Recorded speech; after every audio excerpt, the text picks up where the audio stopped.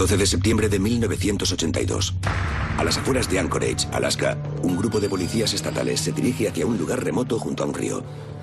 Encuentran enterrado en la tierra el cuerpo de una joven a la que han disparado con una escopeta de caza. Al parecer, el asesino llevaba a las víctimas con vida hasta esos parajes y después las mataba. La policía emprende la búsqueda de uno de los peores asesinos en serie de Norteamérica. Un hombre que acosa a sus víctimas en clubs de striptease y las persigue por las transitadas calles del centro. Eran personas muy vulnerables y él lo sabía. Sabía cómo aprovecharse de ello. Está claro que eso lo impulsaba a actuar y que se convirtió en una verdadera adicción. Era un ser malvado, la mismísima encarnación del mal.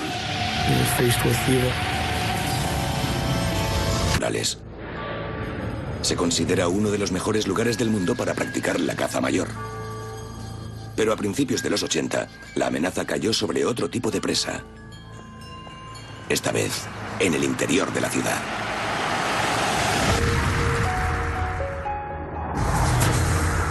Anchorage es la puerta de entrada hacia el resto del estado. En 1980, la ciudad está en plena expansión y se llena de forasteros y caras anónimas. La escena nocturna del centro se vuelve peligrosa y la policía tiene dificultades para mantener el control. En esa época aparecieron una serie de bares y clubes nocturnos con bailarinas de striptease y todo tipo de sex shops. Cuando toda esa masa de gente empezó a llegar a Anchorage, la ciudad se abrió hasta el punto de que a cualquier hora del día o de la noche, las calles estaban abarrotadas. Hubo una gran proliferación de la prostitución en aquel tiempo. Muchas veces era difícil mantenerse al tanto de quién estaba en cada lugar y de qué era lo que sucedía. Había agencias de fuera que hacían rotaciones entre las mujeres continuamente. Es decir, traían a prostitutas para que trabajaran de bailarinas durante un par de meses y después se las llevaban para Seattle, Portland o Honolulu.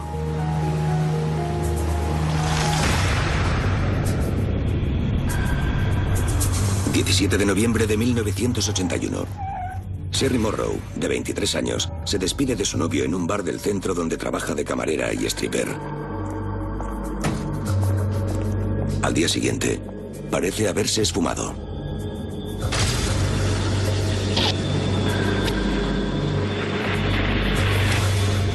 Su novio denuncia su desaparición. Pero teniendo en cuenta que las bailarinas a menudo se marchan de la ciudad sin avisar, la policía considera que no hay motivos para sospechar que haya sido víctima de un crimen. Siempre estaba en continuo movimiento. Muchas prostitutas o bailarinas van cambiando de ciudad muy a menudo. Para muchas de ellas es lo normal. Archivan la ficha de Sherry junto a las de otras 4 bailarinas, cuyas desapariciones fueron denunciadas en el año anterior. Consideraban que estas mujeres van y vienen y no les faltaba razón. No habían echado raíces en la ciudad, por lo que lo más probable era que se hubiesen marchado sin más. En el siguiente mes de mayo, una joven llamada Sue Luna llega a la ciudad con un contrato de bailarina de 6 semanas. Se instala en un bloque de pisos en el que también viven otras mujeres que trabajan en el sector. Sue es de Seattle, pero le alivia tener parientes en Alaska. Se encuentra con su hermana Bobby y su marido David. Mi esposa era un poco mayor que ella y se sentía muy unida a su hermana. Ella era una chica muy maja, muy simpática y muy correcta. Aunque Bobby se alegra de ver a su hermana, le preocupa el hecho de que trabaje en un club de striptease. Le consta que ha habido casos de bailarinas que han desaparecido y por ello trata de convencer a Sue de que lleve un arma para estar más segura. Le dijo a Sue que era mejor que llevase un arma y le ofreció una pistola pequeña que tenía. Le dijo que la cogiera, pero ella no quiso.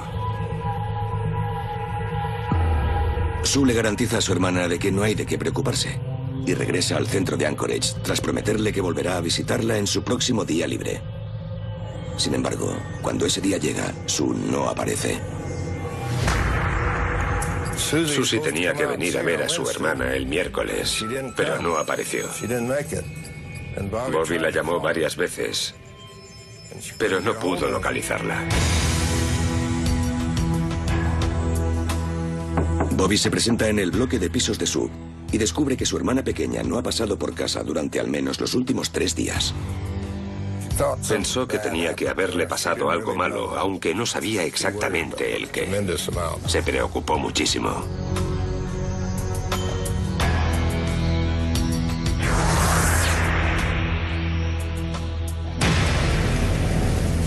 ...12 de septiembre de 1982... 40 kilómetros al norte de Anchorage, en un recóndito paraje junto a un río, el agente de la policía de Anchorage, John Daly, disfruta de un día de caza junto a su compañero. Teníamos el día libre y salimos a cazar alces, pero el viento se hacía cada vez más fuerte, así que decidimos retirarnos y acampar junto a unos árboles. Instalamos la tienda de campaña y fuimos a ver si había algún alce por la zona. No muy lejos del campamento, junto a la orilla del río, se percatan de que una bota sobresale de la arena. Al acercarse también ven un trozo de pantalón y se dan cuenta del siniestro hallazgo que acaban de realizar. Se veía la parte de la rodilla de un pantalón tejano. Por la forma que tenía, nos imaginamos que debajo estaba el hueso. Los policías van a buscar un teléfono. Como están fuera de los límites de la ciudad de Anchorage, avisan a la policía estatal de Alaska. Sospechan que ha habido un crimen y envían a un detective de homicidios y un pequeño equipo de apoyo. En este caso en particular, se trataba de una zona muy remota a la que únicamente se podía acceder en barco, en avioneta o con un vehículo todoterreno. Llegaron con el equipamiento, las herramientas y las cámaras, acordonaron la zona y luego fotografiaron el lugar de los hechos, siempre tratando de no alterar nada. Seguidamente desenterraron el cuerpo con mucho cuidado, como si de una excavación arqueológica se tratara. El cuerpo en descomposición pertenece a una mujer joven. Tiene los ojos tapados con una venda elástica, lo cual confirma que se trata de un asesinato. Tras exhumar el cadáver, la policía registra la tumba en busca de pruebas.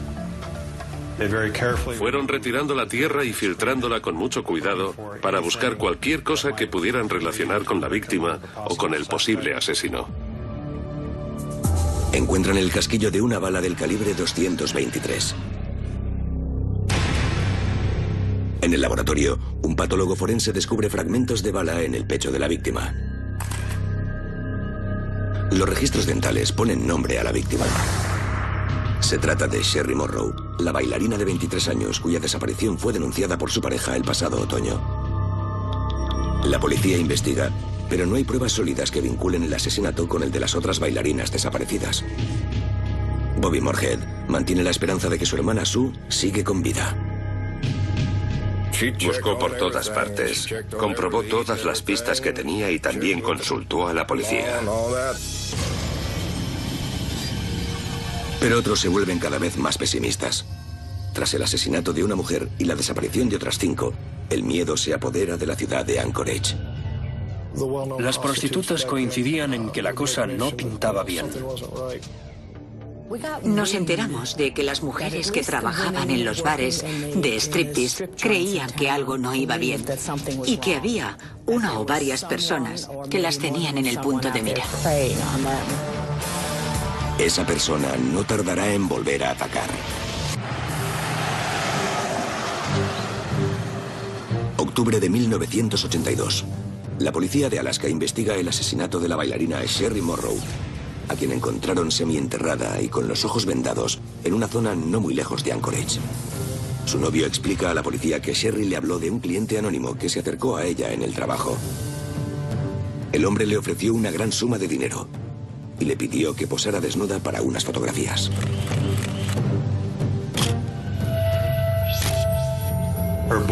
Su novio nos comunicó que se había citado con un desconocido para realizar una sesión fotográfica. La chica fue a hacerse las fotos, pero no regresó.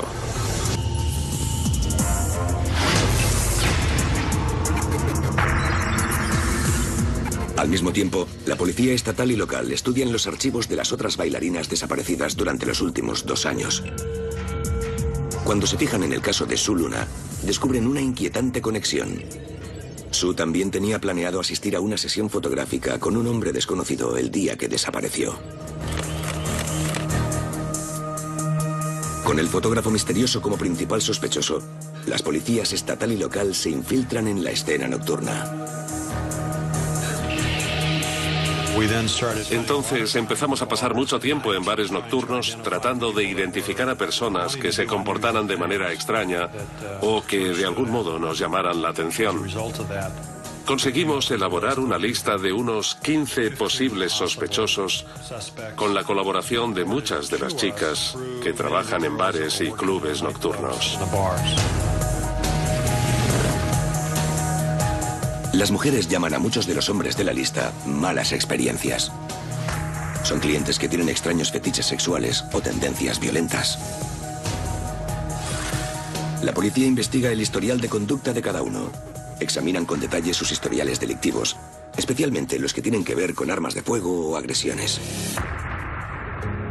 Algunos de los hombres de la lista resultan haber tenido contacto directo con la víctima, Sherry Morrow, antes de que desapareciera. La policía se encuentra con ellos y los interroga a fondo. Admiten ser asiduos de los clubes nocturnos, pero los detectives no hallan motivos para vincularlos con el asesinato. Cada semana que pasa dejan nuevos incidentes y la lista de sospechosos aumenta.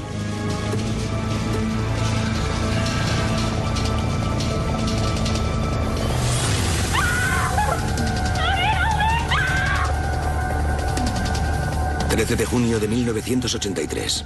Por la mañana se oyen gritos en el centro de Anchorage. Una chica de 17 años, originaria de Oregón y que trabajaba de prostituta, corría despavorida por la Quinta Avenida con las manos esposadas. Corría por la Quinta Avenida mientras gritaba, "¡Me va a matar!". La mujer consigue la ayuda de una camioneta que pasa. El hombre la dejó subirse al vehículo. Ella le dijo que la llevara unas calles más abajo y la dejara en un motel. Como estaba armando un verdadero escándalo con sus gritos, alguien decidió llamar a la policía. Un agente de la policía de la ciudad llamado Greg Baker se presenta en la escena e interroga a la nerviosa chica. Cuando consigue calmarse, le cuenta algo espeluznante.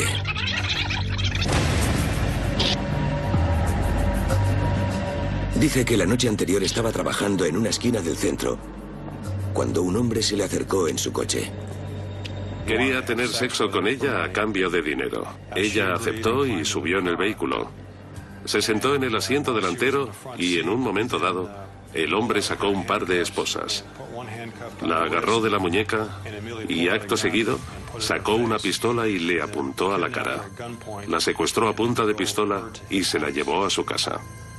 Le dijo a la policía que la ató a un poste en el sótano y la mantuvo encerrada durante varios días y que la violaba periódicamente y la dejaba encadenada mientras él dormía. Describió el interior de la casa, el garaje, y dijo que en el sótano había trofeos de animales colgados de la pared. Después de dormir un par de horas, el hombre se levantó y le quitó la cadena del cuello. La hizo volver a subir en el coche y se la llevó a Merrifield, donde el hombre tenía una avioneta. En un momento dado, cuando el secuestrador bajó del coche y la dejó sola para preparar la avioneta, ella empezó a correr para salvar su vida.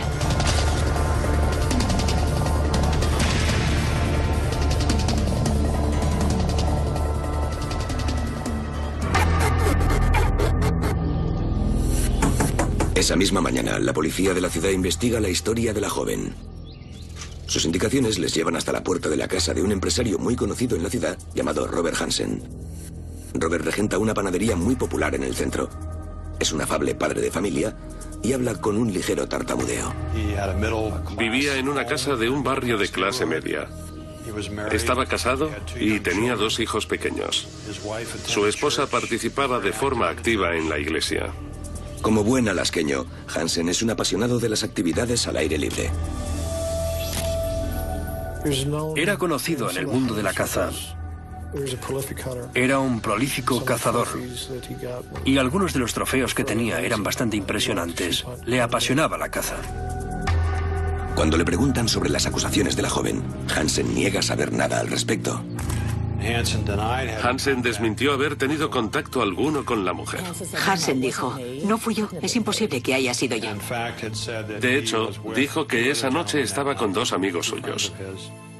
Y cuando la policía interrogó a los 2 testigos de su coartada, ambos confirmaron que estaban con Hansen y que de ninguna manera podía haber estado con la prostituta.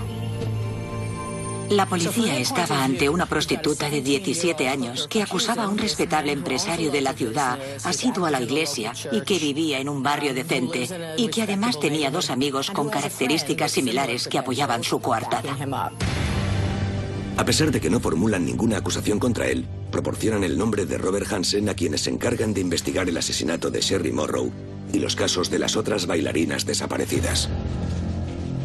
Lo agregan a la lista de sospechosos, que cuenta ya con casi 2 docenas de nombres. Al mismo tiempo, otra lista crece de forma alarmante. En verano de 1983, ya son 3 más las mujeres cuya desaparición ha sido denunciada, y la lista de desaparecidas se eleva a 10.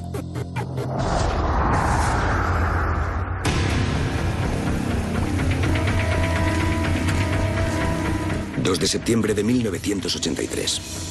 Junto al mismo tramo de río en el que encontraron el cuerpo de Sherry Morrow, unos cazadores divisan unos huesos que sobresalen de la tierra.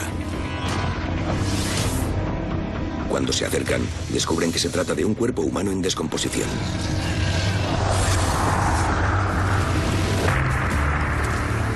El detective de homicidios Glenn Flowdy se dirige hacia el remoto lugar, al que es incluso más difícil de acceder que donde se encontraron los restos el año anterior. La ropa que encuentran en la tumba indica que se trata del cadáver de una mujer joven.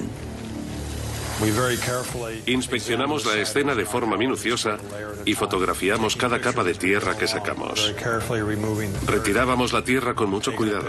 Luego hacíamos una foto, sacábamos un poco más de tierra, hacíamos otra foto y al final filtrábamos con cuidado la tierra extraída con una malla metálica para tratar de encontrar alguna prueba. La policía encuentra un casquillo de una bala del calibre 223, idéntico al que hallaron en la tumba de Sherry Morrow, lo cual confirma que probablemente se trata del mismo asesino. Más detalles salen a la luz en el depósito de cadáveres. La vi por primera vez en la morgue y vi que tenía un agujero de bala en el esternón. La bala le atravesó el esternón en dirección hacia arriba y le salió por el omóplato. Murió casi al instante. Su corazón no debió de aguantar más de 1 o 2 latidos. Gracias a los registros dentales, identifican a la mujer como Paula Goulding, de 30 años. Una bailarina desaparecida en abril de ese mismo año. Teníamos ya 2 víctimas que habían sido semienterradas, que estaban medio desnudas y que habían sido trasladadas hacia el lugar por un mismo sujeto. La policía estatal organiza una búsqueda masiva en la zona donde se hallaron los cadáveres, ante el temor de que otras bailarinas hayan sufrido la misma suerte. Bobby Moorhead y su marido David se unen a la búsqueda. Pero a Bobby le cuesta seguir manteniendo la esperanza de que su hermana desaparecida, Sue, siga con vida. En esa época teníamos caballos y los usamos para buscar a lo largo del río. Era una región enorme y teníamos un largo trabajo de búsqueda por delante. Antes aún teníamos alguna esperanza, pero después de que aparecieran todos esos cuerpos, la esperanza se empezó a desvanecer. Mi esposa cayó en una profunda depresión. Entre las bailarinas y sus amistades y entre todos quienes trabajaban en los clubes nocturnos, la preocupación se hizo cada vez mayor. Pusieron en práctica una especie de sistema y dejaron de ir a sitios desconocidos y con personas desconocidas. Y tenían que informar siempre de la hora a la que volverían. El trabajo de las prostitutas consiste en irse con extraños a lugares donde nadie pueda verles. Eso las convierte en presa fácil. La cantidad de crímenes que aún quedan por salir a la luz sorprenderá incluso a los investigadores más veteranos. En 1983, un asesino en serie anda suelto en Anchorage, Alaska. 2 bailarinas exóticas han sido asesinadas y muchas otras siguen desaparecidas. Una de ellas es una joven llamada Sue Luna, cuya desaparición fue denunciada por su hermana Bobby. La policía cree que la apariencia del criminal podría ser la de un hombre inofensivo y que se gana la confianza de las mujeres antes de asesinarlas.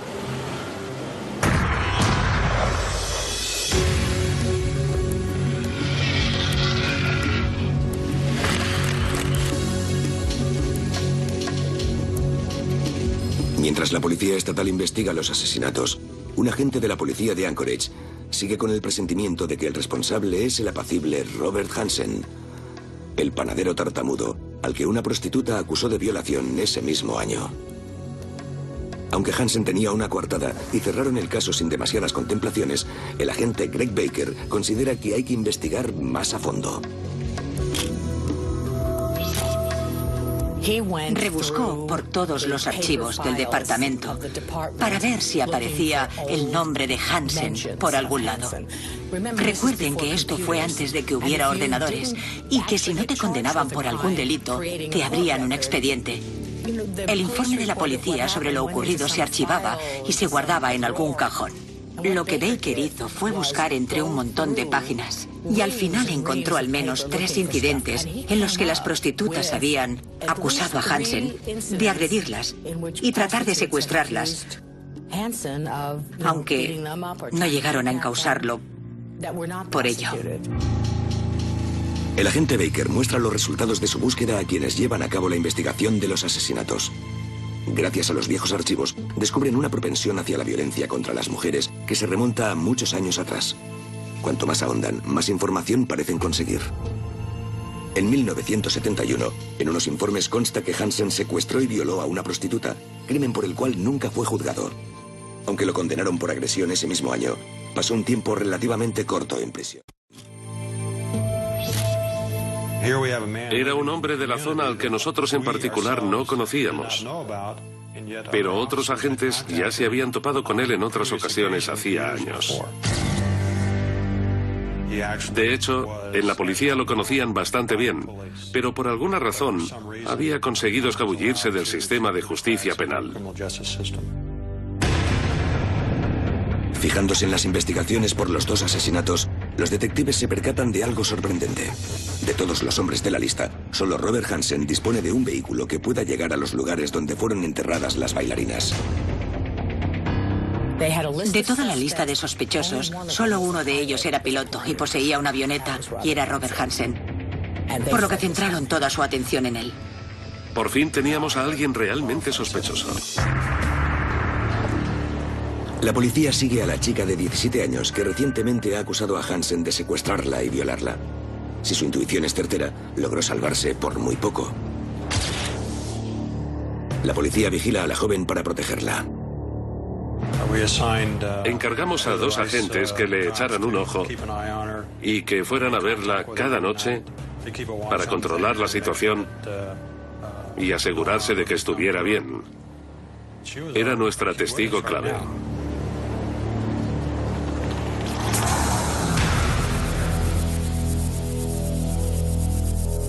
Al mismo tiempo, mantienen a Robert Hansen bajo vigilancia continua.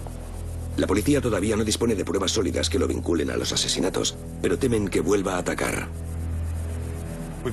Nos preocupaba mucho pensar que el sospechoso podría secuestrar a otra persona mientras nosotros seguíamos con la investigación, quizás ante nuestras narices. Nos valimos de agentes antinarcóticos vestidos de paisano y de vehículos camuflados para seguir a Hansen las 24 horas del día. Y llegamos a la conclusión de que ese hombre nunca dormía. Trabajaba durante varias horas y en sus descansos se iba a dar vueltas con el coche por las calles de Anchorage y nosotros lo seguíamos. Daba vueltas por la zona de bares y donde estaba toda la prostitución.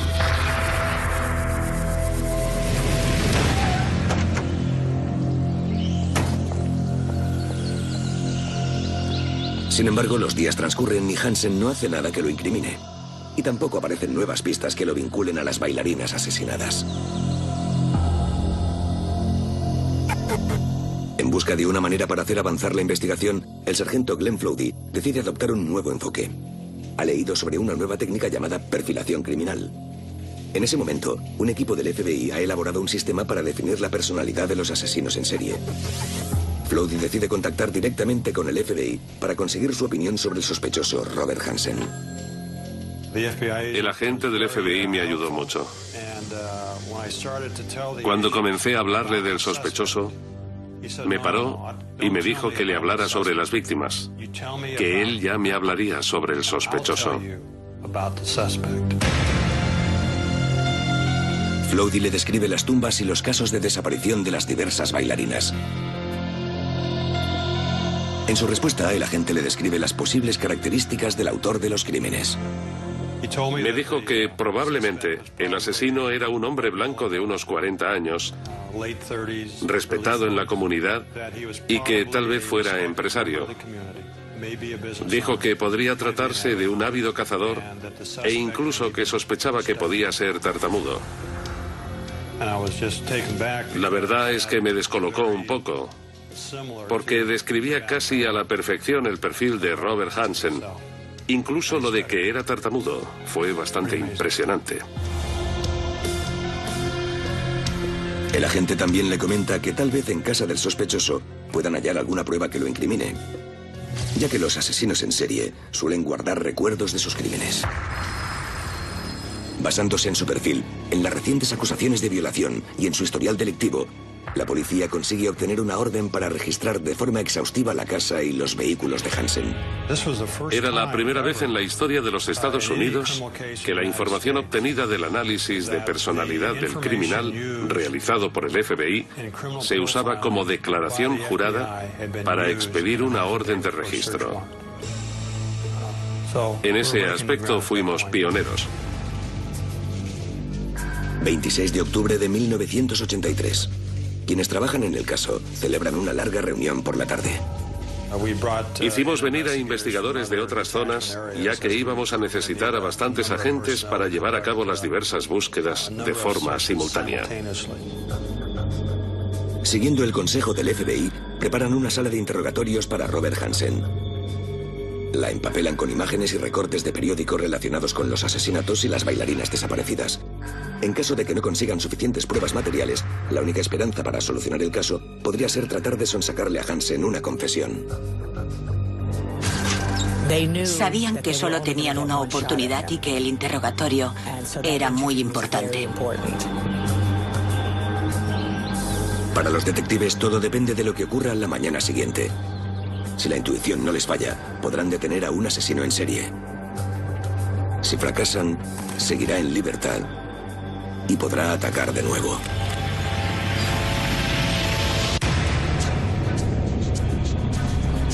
...27 de octubre de 1983, 6 de la mañana. En Anchorage, Alaska, la policía se prepara para enfrentarse al conocido empresario Robert Hansen. Su perfil concuerda con la descripción del criminal realizada por el FBI y es el principal sospechoso de los asesinatos de 2 bailarinas de la ciudad. Hay muchas más mujeres desaparecidas, entre las que se encuentra Sue Luna, de 23 años. Enviamos a una pareja de investigadores para que vigilaran la casa y nos avisaran cuando saliese para ir a la panadería. También mandamos a otro equipo a Merrillfield para que esperaran junto a su avioneta para asegurarnos de que no huiría con ella. Un tercer equipo observa la panadería de Robert Hansen. Para que la investigación tenga éxito, habrá que encontrar pruebas sólidas en su vivienda o conseguir que confiese. A las 7 de la mañana, la operación se pone en marcha.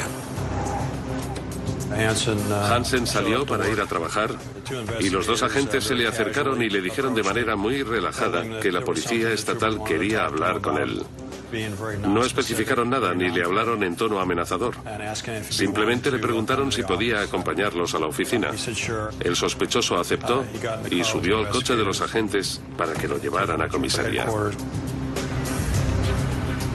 Mientras trasladan a Hansen, la policía incauta sus 2 vehículos y su avioneta. Otro equipo de investigadores se presenta en su casa. tras acompañar a su esposa y a sus 2 hijos a casa de los vecinos, entran en la vivienda para someterla a un riguroso examen. Cuando nos aseguramos de que teníamos la casa para nosotros solos, lo siguiente que hicimos fue fotografiar cada palmo de la casa. Sacamos fotos de las paredes, del suelo, de todo, con cuidado de no mover nada de su sitio. Robert Hansen atraviesa la ciudad y llega a comisaría. Lo hacen pasar a una sala de interrogatorios especialmente preparada para sacudir una conciencia culpable. A Hansen se le veía muy nervioso. Lo dejamos solo en la habitación durante unos 10 minutos para que tuviera tiempo de contemplar lo que había a su alrededor, para que viera los mapas con los lugares donde encontramos los cadáveres y las fotos de las víctimas que habíamos esparcido por encima de la mesa. Así que, de buenas a primeras, él ya sabía por dónde iban los tiros. Lo que no sabía era cómo íbamos a enfocar el tema. Los investigadores empiezan preguntándole a Hansen sobre sus años de juventud antes de sacar el tema de los asesinatos. Era una situación bastante complicada. Estaban hablando con él y al mismo tiempo se comunicaban con quienes estaban inspeccionando la casa. No querían dejarlo marchar y esperaban que los detectives encontraran algo en su domicilio. Tras fotografiar todo el piso principal, los investigadores entran en el sótano de Hansen. Como era de esperar, es tal y como lo describió la joven de 17 años que declara haber sido retenida y violada allí. Cabezas de animales colosales y numerosos trofeos de caza cuelgan de todas las paredes. La chica nos había hablado del oso del suelo, los animales disecados de las paredes y el poste que aguantaba las cadenas. Encontramos todo lo que había descrito en su declaración. Con nuevas pruebas para acusar a Hansen por secuestro y violación, los investigadores empiezan a buscar en la casa del sospechoso pistas que lo vinculen con los asesinatos. Mientras tanto, en la sala de interrogatorios, Robert Hansen admite haber contratado los servicios de prostitutas en el pasado, pero niega haberles hecho daño.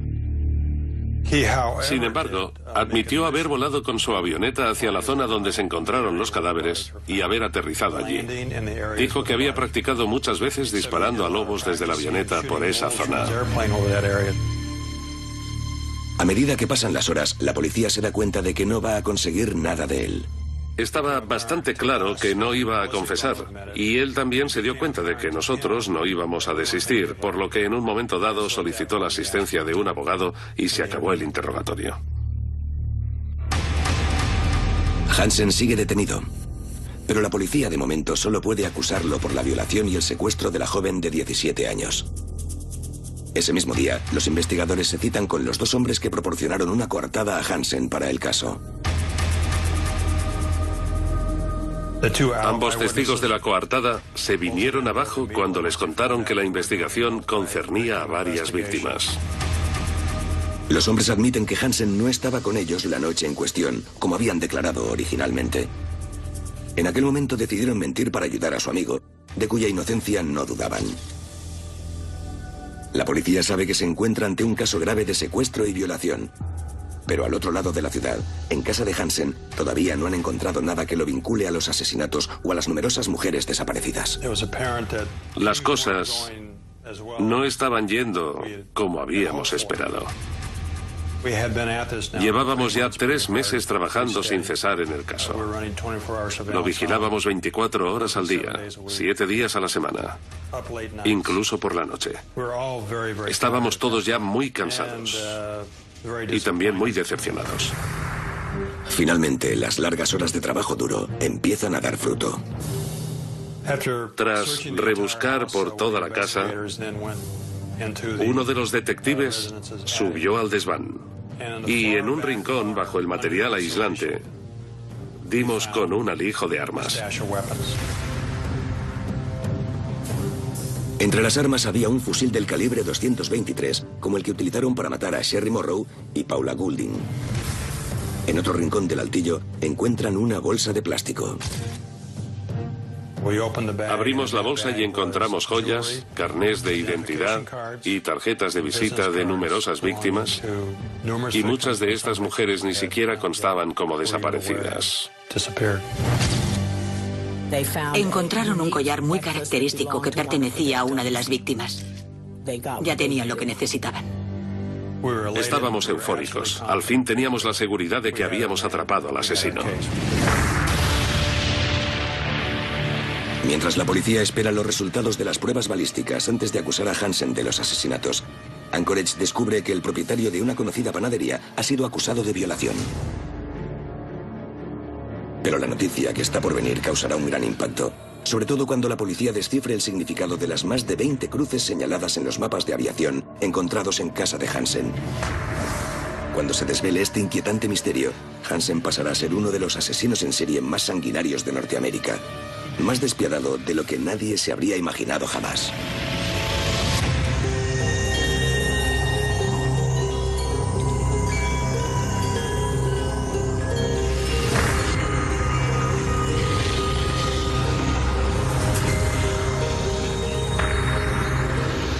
Noviembre de 1983. En Anchorage, Alaska, el propietario de una panadería del centro ha sido acusado de la violación y el secuestro de una joven de 17 años. Aunque todavía no se ha hecho público, un rifle encontrado en su vivienda lo vincula con el asesinato de 2 bailarinas de striptease. La policía espera a formalizar las acusaciones para tratar de descubrir el alcance total de los crímenes de Hansen. Con Hansen entre rejas, los detectives intentan descubrir a cuántas mujeres ha secuestrado y asesinado. Tienen la atención puesta sobre los mapas de aviación que encontraron en casa del sospechoso. Curiosamente, en esos mapas de vuelo había dibujadas un conjunto de cruces que estaban esparcidas por un área cercana a Anchorage en un radio de unos 150 kilómetros. Las 21 marcas parecen indicar los lugares a los que Hansen ha volado anteriormente. Sabíamos que era muy aficionado a la caza y en ese momento sospechábamos que las marcas indicaban las zonas por las que había estado cazando. Pero los detectives se dan cuenta de que 2 de las marcas coinciden con puntos en los que ellos mismos han estado. Los lugares en los que hallaron las tumbas de Sherry Morrow y Paula Goulding. No eran marcas de lugares en los que había estado cazando en alguna ocasión, sino de los sitios en los que había matado y enterrado a sus víctimas. Y estos mapas tenían 21 cruces marcadas, por lo que nos quedamos totalmente patidifusos. No nos lo esperábamos. Pensábamos que quizás habría media docena de víctimas, pero de ninguna manera pensamos que podía haber 21.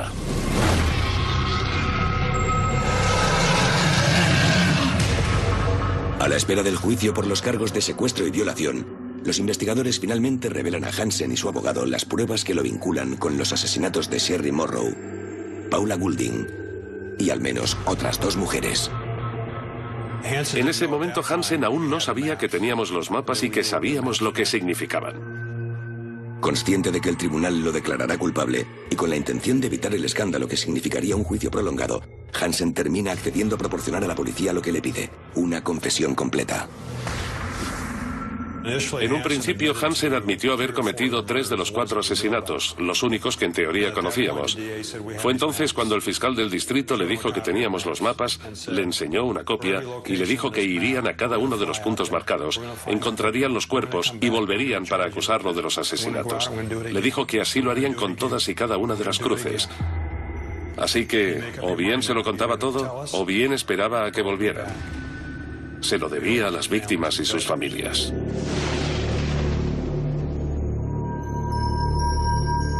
Dada la evidencia de sus crímenes, la defensa de Robert Hansen al fin se desmorona. Durante los próximos días confesará un total de 17 asesinatos y 30 violaciones, la mayoría de bailarinas y prostitutas del centro de Anchorage. En muchos casos se acercaba a las mujeres con afabilidad, ofreciéndoles dinero fácil. Una vez a solas, tomaba el control de forma violenta. Las violaba repetidas veces y las mantenía en cautiverio, a veces en refugios de caza durante varios días. Aunque Hansen no llega a admitirlo, la policía está segura de que soltaba a las víctimas para después cazarlas y finalmente matarlas.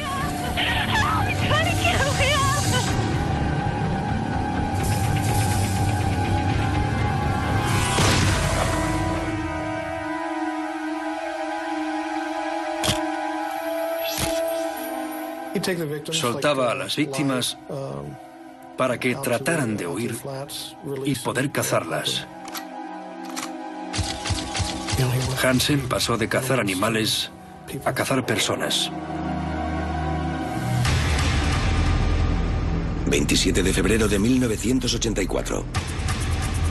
En un juzgado de Anchorage se hace pública por primera vez la extensión total de los crímenes de Robert Hansen.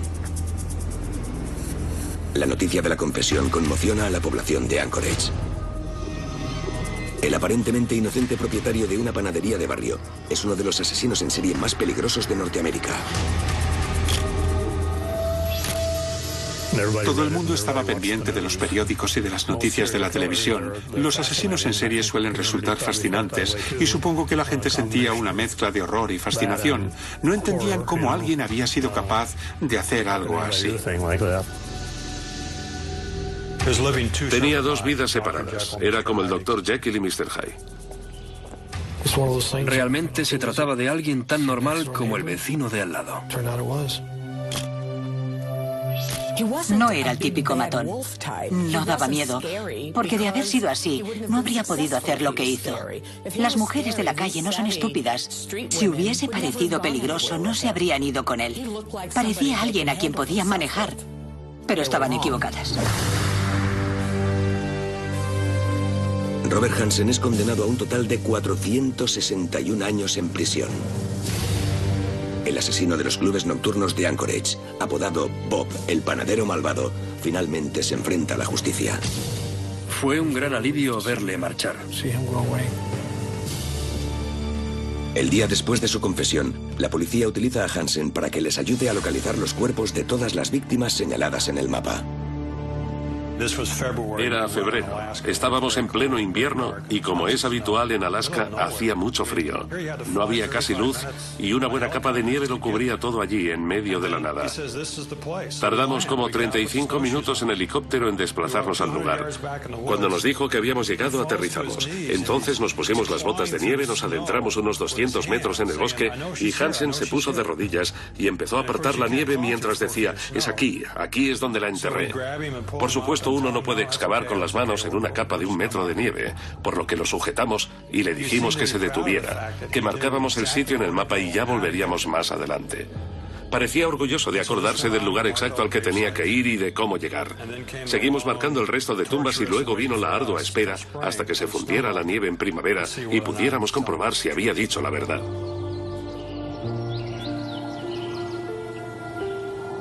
En la primavera de 1984, la policía logra exhumar los cuerpos de muchas de las víctimas señaladas en el mapa y devuelven sus restos a las afligidas familias. De las 21 cruces que había en los mapas de Hansen, admitió haber asesinado a 17 víctimas. De esas 17 creo que encontramos 11 cuerpos. Suluna es una de las víctimas cuyos restos han podido recuperar, lo cual reconforta de algún modo a su hermana Bobby. Fue un gran alivio. Al recuperar el cuerpo de su hermana, pudo recuperar de algún modo la paz que había perdido. Las familias de las víctimas nunca podrán librarse del sufrimiento que sienten. Sus madres, sus padres, sus hermanos, sus amigos. El dolor en todos ellos nunca se desvanecerá. Y eso afectará a toda la comunidad. Robert Hansen permanece entre rejas en una prisión federal. Su larga condena hará que nunca más pueda volver a cazar humanos. Si en Alaska existiera la pena de muerte, el suyo habría sido un caso más que apropiado para ejecutarla. Supongo que ahora está donde tiene que estar. No creo que pueda volver a caminar libre por las calles, o al menos eso espero. Aunque si logra salir, no lo dejarán libre del todo, de eso estoy seguro. Jamás entenderé cómo pueden existir semejantes monstruos.